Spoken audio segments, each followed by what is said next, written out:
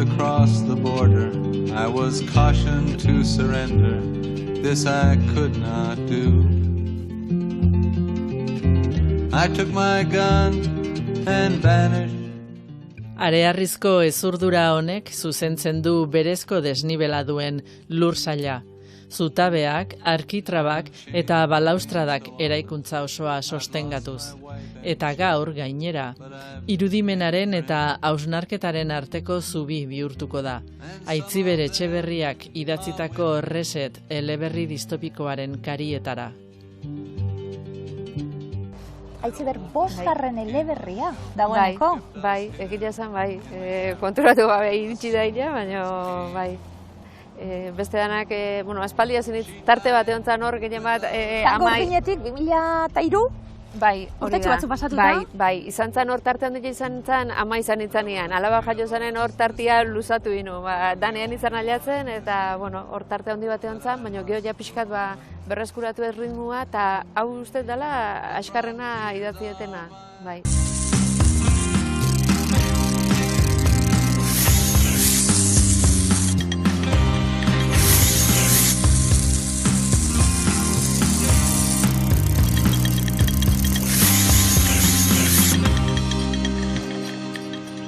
Alegoriazko mundu baten kokatuko gaituzu, eleberri distopiko honetan, oso ezberdina orain arte egin duzuna, esan duzu gainera zeuk be etzenekiela, apurtxu bet hau idatziko zenukenik. Bai, ez zan izan ere lehenengo ideia zientzia fikziozko distopia bat idatziko ez. Nazkan hor bi kezka nagusi buruan eta hori nola landu pentsatzen nahi nitzala, azkenean erabaki nun, mundu berri bat sortuko nula, eta orduan hori distopiara inun salto. Eta hasieran bildur pixkatekin, baina geho azkenean usteet ondo murgildu naizela lanian. Erronka izan da zeuretzat? Bai, erronka ondila izan da niretzat. Azkenean trama osatiaz aparte, mundu berri hori sortu biharra, mundu hori sinisgarria izatea irakurliantzako, erpin guztiak ondo lotziak lana suposatu dit. Baina behin zailen egin eta gero idatzi, eta liburuak kaleratu, behin egin eta gero, suposatzen dut post txiki hori bebai, eta ez dakit ate bat zabaldu den, aurrera begira. Bai, egia esan, ikusiet azkenian eroso sentitu naizela hori idazten, gustoko gaia dut, eta ikustet aukera desberdinak emateitula, eta egia da, zabalik gehatzean ate bat dala, ez? Hasieran hain garbienak bezala ati hori idatzita itxingo nun, momentuz zabalik gehatzea. Bere ala murgilduko gara gizarte ustez perfektu horretan, imperfekzio asko izango ditu, ikusten damen. Zaborra behintzet gizakiok sortzen dugu, tamalez, sasoi guztietan, gainera. Norterriko zaigu, elkarrizketara, gonbidatu berezia? Gonbidatu berezia da, bai. Xabier Etxeberria da, nire anaia da, eta anaia izatea aparte, idazlea da baitare, gidoilaria, podcastetan sartuta dago, beste nire anaia, beste Martinekin batea, baina gaur Xabier etorrekoa. Ongi etorri Zaharkinen biltegira. Lan eremu honetako langile espezializatutzat identifikatuko zaituen ausazko izki eta zenbaki konbinaketa da ZAK 21. Reset egiteko unea ere iritsiko zitzaigun, agian gizarte moduen Aitziber. Bai, nik uste momentu ez dela txarra Reset iteko, egile zen, esatean bezala ez, azkenien realidadiak normalian fikzioa beti gainditzeula, eta egile zen irutze zaitu oso momentu aldakor eta gogorrian bizireala momentu hontan. Esango nuke guztion sentsazioa dela. Danok daki guztio zer aldatzen doala eta aldatu dela. Geure harremantzeko erak esate baterako, telefono hori ez da, eta teknologiak eta daukagun dependentzia guztiok. Sentsazioa dana aldatzen doala, baina aldatuko zaigula gehiago. Bai, nik uste baietz. Nik uste hori aldaketa momentu baten gauela, aldaketa izugarria izan dela, oen artekoa, baina etorrikoan are, ze nik uste danok argi da gaula aldaketa handi bat etorrikoala baita ere, hori oso potentia izango ala, ez? Baina adimen artifizialare gure artean dakau, nik uste ja pixkanaka inkorporatuta dena indeula, ez? Eta teknologiaz inguraturik bizigea, eta ja ez da inguraturik bizigea bakarrik baizik, eta gure indeu, eta Ileia, esango nuke, gure zati dala baitare. Gure dependentzia, baina geu kontrolatzeko baliogarria izan daitekena. Apurtxu bat izango da, liburuan asko egongo da horretarik. Izango dira abiapuntua, eta kezka horiek izango dira liburuan abiapuntua. Bai, horrek kezka, nigan mentzat kezka handia sortzeu ez, nik uste ez gehala batutan ez gehala kostiente zenbat informazio emate deun, eta beste batutan, eman biharra dakau teknologia hori erabiliko baldin badeu, ez? Beti guain, legian arabera galdetu itegue, ados haue zure informazio emateko, eta esatezu, eta ze aukera dakat, ez bat baimen hori ematen ez, ez dut lortuko teknologia hori erabiltzea ordan, galdera trampa moduko bada, eta azkenen behartuta gaue, teknologia hori erabiliko baldin badeu, informazio hori erabiltzea, eta gaur egun teknologia gabe ezin deu bizi. Eta orduan, urrengo galdera, honeik eskatzen inun galdera zan, informazio guzti hori emate deu, baina hori ez da, esateko bezala, lainuan gehatzen, ez da horko odeietan, ez? Hori nunbaitea jutea, norbaitek irakurtzeu, norbaitek kudeatzeu, erabiliteu azkenean informazio hori, ez? Eta ze horrek, ez dakit, nahi horrek kezka eta bildur handia sortzeit. Erabilera horrekin zein gogen eta nua iritsiko gehan. Gero betikoa, ez errezpadaukazu eskutatzeko lasai egon zaitezke, horrek daukan trampa horrekin. Bai. Iburuak begoko dalako horretik. Hori da, inork ez dakau ez, danok bizitza arrunt bat ite dugu, ez dakabola ezer berezia iskutatzeko, baino, eta horretaz baliatzea ez, eta dugu, espaldmakazu ezer iskutatzeko, ezer txarrik espasuin, zeharazo dakazu informazioa ematen ez, baina azkenian, lortzeuena da zure intimitatea sartzea, zure etxian sartzea, pixkanaka zure buruan sartzen juteia baita ere ez, eta hori iskutuan iteue, hori ez da azalian gehatzen ez, eta hor badao esku beltz bat oasko, eta horrek nahi bentsat hori kezka sortzeit. Gaur egungo gizartean eta esaten gabiltze, guztiek buruan izango dugun kezketako bat, beste kezka nagusia bat ere badago, klima aldaketarekin lotuta, eta deskarbonizazioa, eta inoiz iristen eskaran mailetara iritsi behar dugu, eta beti luzatzen epe horien grabarreta bat.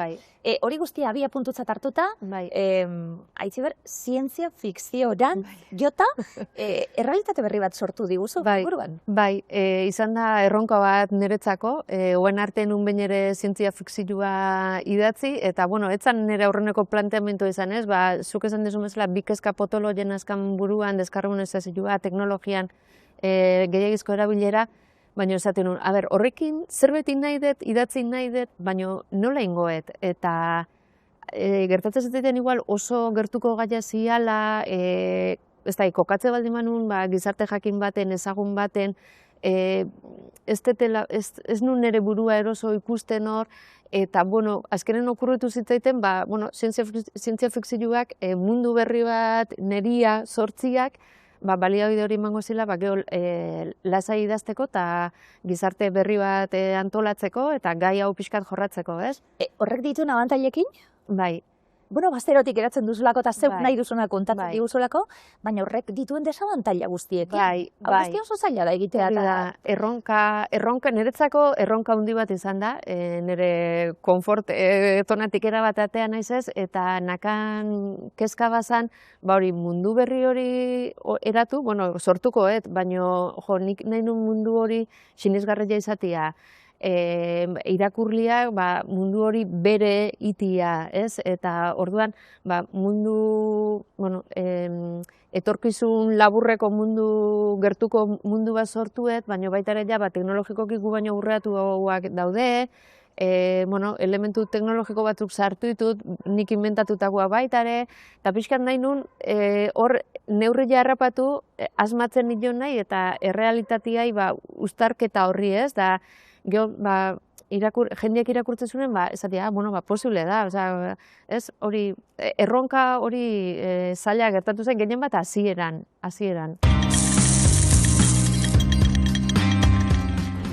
Ni gomendatu nahi nukeen liburua Miriam Lukiren ipuin liburu bat da, Argialdiak izenekoa. Eta bertan oroar harremanez da mintzo, eta horietan sor daitezken gatazken inguruan ere bai, botereaz adibidez. Eta bertan, istorio bakoitzean, pertsonaiai gertatzen zaie zerbait jakina, eta eskaintzen digu Miriamek gogoeta bat, gertaera horiek harremanetan duten eraginaren ingurukoa. Eta asko maite dudan liburua da Miriamen hau, oso idazkera bisuala duelako eta horrek laguntzen digulako istorioa pelikula bat aliz ezala ikusten eta beraz gehiago bizitzen edo istorioan gehiago sartzen. Eremuka banatuta dagoen mundu baten murgilduko gara. Eremua izan daiteke azalean agertzen dena. Bai, hori. Presoi bat izan daiteke zabortegi honetan lanien dabilen pertsona hau. Oso kutsatuta dagoen eremu baten dabil lanien. Kartzelate pasatuta gero. Zako gehita bat izan daiteke. Horretik beste izan bat izan dezakeen emakume bat izan daiteke. Gero beste izanen bat ere lortu dezake.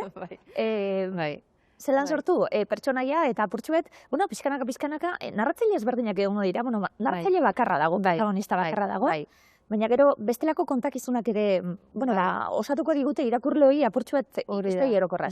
Bai, azkenean pertsonaia asko daue, eta pertsonaiak leku desberdinetan bizi dira, hasiera baten behintzat. Batzuk hobeto beste batzuk baino. Batzuk hobeto beste batzuk baino, sortueten gizarte hontan gizarte estratifikatua da, eta daue zilarrak, eta daude karbonikoak. Zilarrak daue goian, dia privilegiodunak, agintzen duenak, eta bizitza eroso bat damakilenak. Eta gero daue karbonikoak. Eta karbonikoak, dia lan gehien aiteuenak, zilarrak nahi ez dituen lanak iteituenak askotan, soldata okorra badazkaenak, bizi baldintza okorra badazkaenak, eta askotan beste eremu batzutatik etorretakoa dianak, ez? Eta, narratzailea hori preso bada, zak 21 hasieran baten bentzat, geho horrek bere historia ezagutzen jungo geha, jakingo deu zein dan, zeizena duen, zergatik handaon kartzela batian, kartzelare ezoiko kartzela bada,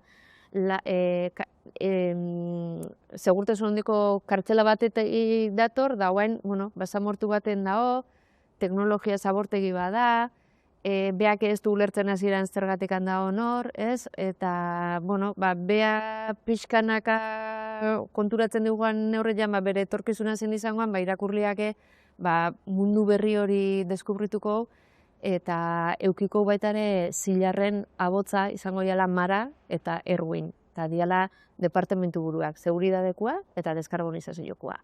Nik uste, 3 pertsona horiek hor elkarlotzen joango diala historia.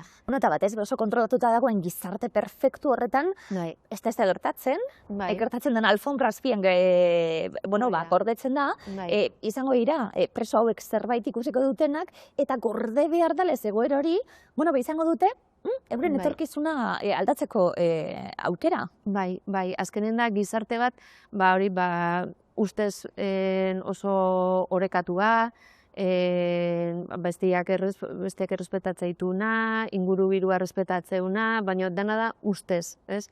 Hor badao, hori gobernu bat, hori dena kontrolatzeuna, beste elementu garrantzitsuen bat salpa eskumuturrekoak izango ja, ez? Hori nik inventatueten teknologia bada, eta azkenen horren bitartez herritar guztiak kontrolatuta dago ja, ez? Eta behaiek asko ez dira konturatu lehengo zein kontrolatuta dagoen, baina beste batzuk bai. Eta eozen gizartetan bezala, egongoa gobernu horren kontra ingounikan, osaiatukoan ikan bentsat. Disidentzia talde bat, beti distopia baten sartzen garenien, beti dagoena, eta irakurleok geube beti disidentzia talde horretako kide moduen geure burua sartzen dugunok. Nik uste, bazkenen beti sistema badaola ez, eta sistema hori nahiz da beti saltzeiguen sistema perfektu badala, ez da sistema perfektu ikan, ez da existitzen, nik bentzat ez dut uste existitzen ikan. Eta gana irutzezek disidentzia biharrezkoa dela, eta norbanakotasuna, ezberdintasuna, guzti hori aberazgarria dela. Eta perfekzioa jotzen sistema horiek askotan bilatzeuela danok berdin pentsatzea, berdin jantzitzea, berdin festak berdin ospatzea, eta hori ez da reala. Ze azkenean bakoitza desberdina gea, ez? Eta disidentziak horra jotzeu, ezberdintasun horta. Derrigor izango da distopia bat, etorkizuna? Ez dakit, gure gizartetik hain urrutide ez dago. Distopia bada, esperoet distopia izaten jarraitzia, eta ez iristia inoiz gizarte hortaz. Nei bentsat, sortueten gizarte hori ez nuke nahi hor bizi. Bai. Antropologo bat niri Giertz eta hortik aparte gehien influitu didana izan da Gregory Bateson, eta bere erderaz dago Pasos a una ecología de la mente. Hor dauden ere idea zentral asko, jolasarenak, metafora eta sakramentuarenak, lotura bikoitzarenak, nire inpase hauen iturrian dagoenak, berak beti asko lagundu izan dit, komunikazioa nolakoak izan behar duan, ze dilema eta ze kontraesan dauden komunikazioan da kulturan ikusteko. Aipatuko nuke Jalil Gibranen aforismo liburua, Libanoko poeta eta filosofo da bera, eta aforismo ederrez betetako liburuak osatu zituen. Gomendatuko dut Mikel Albarezen Euskalia, eleberria, zientziak fikzioa euskal tradizioan ez delako hainbeste ageri, eta aukera oso ona daukagulako liburu honekin genero honeta askosatzeko. Askotan ordea, zalantzak izaten zituen bere gorrotoaren jomugaren inguruan. Euskalia gorroto zuen.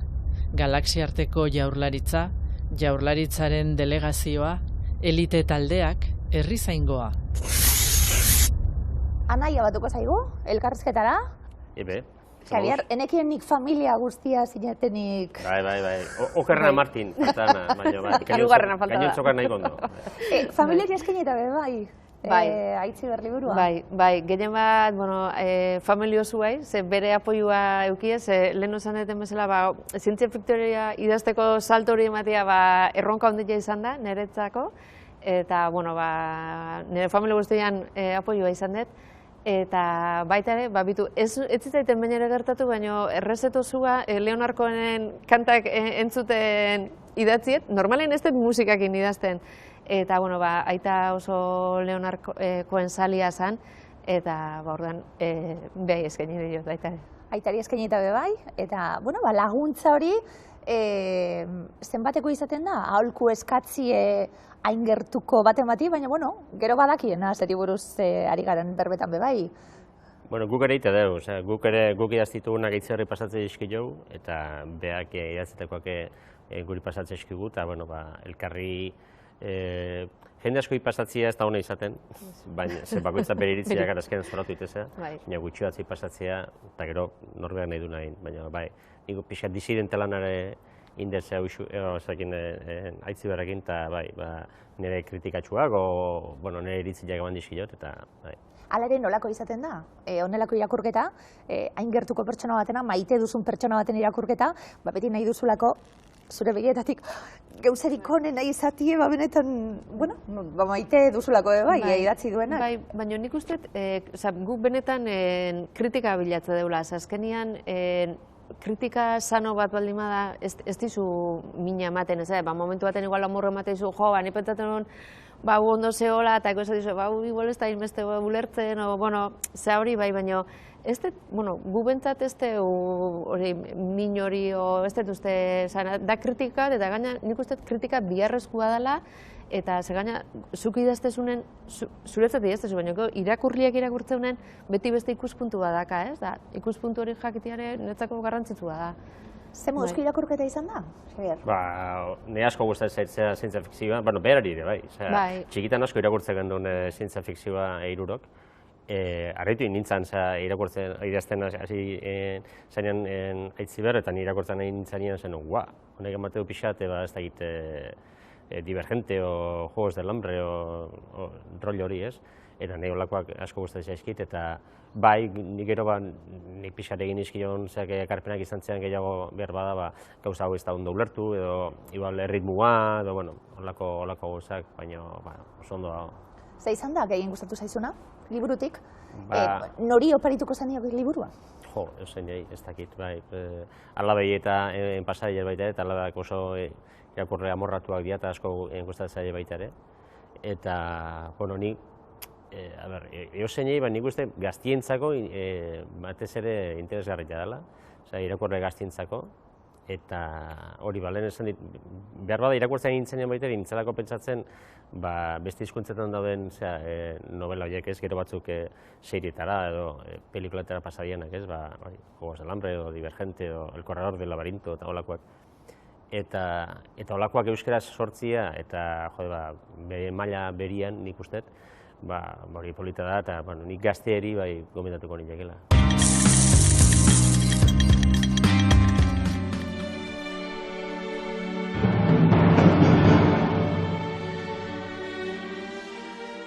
Zinemaldiko artxiboaren proiektua 2018an sortu zen, Donostia Zinemaldia eta Elias Kerejeta Zineskolaren arteko lankidetzan. Zinemaldiko artxiboa da estatu mailako zinemaldi zaharrenaren artxiboa, eta beraz baditu hainbat harribitxi eta hainbat kuriositate. Donostia Zinemaldiko artxiboa ia mirari baten moduan gaur egunera arte etorri zaigu, izan ere zinemaldiak 70 urtez Martuteneko biltegi batean gorde izan dituelako material ugari. Eta hemen aitortu behar dut ni baino lehenago etorri diren 11 lagunen esfortzua eta sentsibilitatea, izan ere 73 urtez gorde egin dute zinemaldiaren memoria material osoa. Zinemaldiko artxiboa oso handia da, 8 funtsez osatzen da, bakoitzak bere jatorri eta bere material eta euskarri desberdinetan dago. 8 funtsa horietan segurazki garrantzitsuena artxibo orokorra da. Justo nire atzean daukagun artxibo hau paperez osatuta dago. 1953tik, hau da zinemaldia sortzen den urtetik gaur egunera arte, gorde duen korrespondentzian guztia, bai zinegileekin, bai izarrekin, bai artistekin, baina baita ere mundu mailako beste zinemaldi batzuekin edo zinema erakunde batzuekin. Adibidez, gure argazki bildumak 55.000 argazki biltzen ditu, denak analogikoak, noski 2008 urtera arte, gero dena digitalizatua dago. Eta 55.000 argazki horietan ere, politika eta esfera sozial horiek edo horien oihartzunak ere ikusi daitezke. Eta azkenik nik esango nuke agian funtsa ez berezi, baina bai oso garrantzitsu bat izango zela kartelen funtsa. Gure zinemaldiaren ikuspegia edo gure zinemaldiaren irudi grafikoa nola errepresentatu den ikusi dezakegu kartelen inguruan. Adibidez badaukagu Iban Zuluetaren kartela 1978 urtean diseinatu zuena, eta gainera da gure zinemaldiaren historian euskaraz egindako lehenengo kartela. Igual ez harribitxea, baina kuriositatea da, duela 2 hilabete egin genuen aurkikuntza bat, eta oraindik ikusi gabeko edo katalogatu gabeko kutxa batean aurkitu genuen zinemaldiaren lehen ereserkiaren partitura. Eta ikertzen ikusi genuen Juan Urteaga konpositoreak gero ere Amalur filma egingo zuen musika aldetik, eta partiturari berezia da, izan ere 54 urtez inorrek ez du entzun. Eta orain partitura dugu eta proiektu asko ere ari zaizkigu suertatzen, agian partitura hori errepresentatzea ondo legokela. Eta gero, niretzate oso kutxunak diren material batzuk dira, precisamente zinemaldiaren historiak eta H. Larriz egindako historia nola gustatzen diren erakusten duten materialak. Eta hor badazkagu telegrama batzuk gure artxiboan oso garrantzitsuak direla direna guretzat eta gure historia ulertzeko baita ere. Ze izan ere 1975 edizioan, iraian gertatu zena, baina ja abuztuan, Francoren gobernuak hainbat heriotza zigor inposatu zizkion FRAP etako kide batzuei, eta horrek oihartzuna izan zuen nazioartean. Eta zer gertatu zen boikota zinemaldiari. Eta telegrama batzuen bitartez zinemaldira iritsi ziren, bai aktore, bai zinema kritika idazle, edo inkluso zuzendari batzuek telegrama batzuk bidali zituzten zinemaldira, haien deserosotasuna aurkezteko eta baita ere boikota egiteko zinemaldiari. Nik uste euskal zinemaren arrastoa gure artxiboan oso sendoa dela, eta erlazio hori azaltzeko nik uste hasierara joan beharko ginatekeela. 1961 urtean Javier Agirrek aurkeztu zuen lehen aldiz zinemaldian euskal ekoizpen bat. Pasajes 3 deitzen zen pelikula, eta inkluso urrezko maskorra irabazi zuen laburmetraien artean. Eta gure artxiboan gordetzen dugu Javier Agirreren eskuizkribu bat bere sinadurarekin filma aurkeztuz zinemaldira. Eta baita ere zinemaldiari laguntza eskatuz izan ere Madrileko frankismo instituzioek jarri zioten oso epe motza Javier Agirreri pelikula amaitzeko, eta horrela ere zinemaldiari eskatzen zion laguntza guzti hori desenredatzeko. Gero nik uste salto egin beharko genukela bigarren mugarri oso garrantzitsu batera, 1968an pelikula euskaldun bat agertu zen sail ofizialean, Amalur filman, Ester Basterretxea eta Fernando Larrukertek egindakoa. Zentsura prozesu oso latza igaro ondoren eta naiz eta sail ofizialean aurkeztu, lehiaz kanpo egin zuten, baina gure argazki artxiboan gordetzen dugu oso argazkinentzat simbolikoa dena, izan ere Fernando Larrukert eta Nestor Basterretxea agertzen dira Ateneo Gipuzkoano zineklubaren saria jasotzen. Eta hirugarren mugarria izango litzateke ia 10 urte beranduago, 1978an, eta urte horretara arte ez dugu aurkituko euskal emakume baten filma. Eta 1978an izan zen Mirentxu Loiarteren eskutik Irrintzi laburmetraia ikusi ahal izango genuela. Pelikula hori pelikula historikoa da, Mirentxu Loiarte izan da gure zinematografian eta Nafarroako zinematografian mugarria, eta bere pelikula aurkeztu zuen bai sail ofizialean, baina baita ere emakumeek egindako zinema ziklo historiko batean. Eta gure artxiboan gordetzen dugu pieza bat dela oso polita guretzat eta ere emozionantea dela, eta da ziklo horren kartela. Donostiako feministek egindako, eskuz egindako kartela.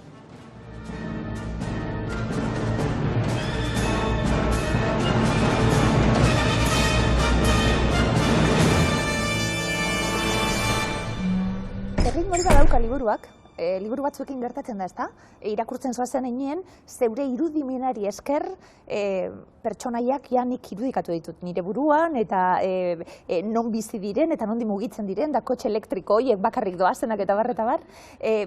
Pelikula sortu dugu, oso pelikula izan daiteke? Netflix entzun. Bai, nik uste aukera mateula, olako pelikula bat sortzeko, bai, ezagik, bakoitzak bere irudimena erabiltzeu, baina izan laike, akzilua badaka, ezagik, eszenario desberdina daue baitare, tramak bai, ritmo hartzen jutea trama baitare, ordan, posible izango litzakela pentsatzet, bai. Kontrola, deskarbonizazioa, esan dugu, teknologia berriak, ja berriak ez direnak, ja gurekin bizi direnak, ezin dugu ies egin bez, moldatu egin beharko gara, dagoenari, burua pur batekin, liburuak ematen duelako, liburua amaituta gero egoten zarelako apurtxo pentsakor bai? Bueno, nik usteet aurre egiteko aurrenengo zera baldintza dela konsienti izatea, kontrolatu izaten nahi zela.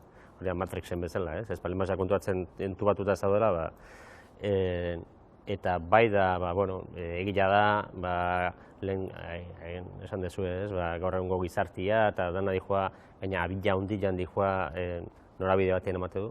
Baina, beti da aukera, nik siniste badala aukera gehatzeko, frenatzeko, beste norabide bat hartzeko, ez? Disidentziarako aukera badaola, ez? Gaiak ez direz ezagunak zuentzat, Etxebarria anaientzat, eta egiten dituzuen podcastak orain arte egindako, barrizetako tez, novela grafikoak, barrizek barriro be gaztienetara zuzenduta eta purtsu bet, industrializazioa, hemen Inglaterrako girori, ez da, ekarriko dugu Bilbora.